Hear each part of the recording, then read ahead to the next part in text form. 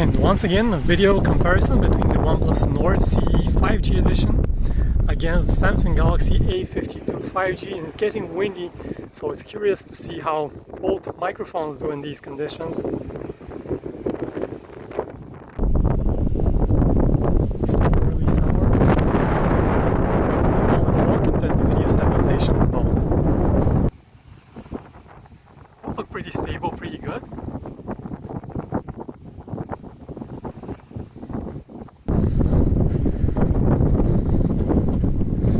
Right. And again, you see that the OnePlus has that up close, more zoomed in view with the main camera. This is using the main camera, while the Galaxy has a much wider perspective and also can use the ultra wide camera here. That's what it looks like. Back to the main camera.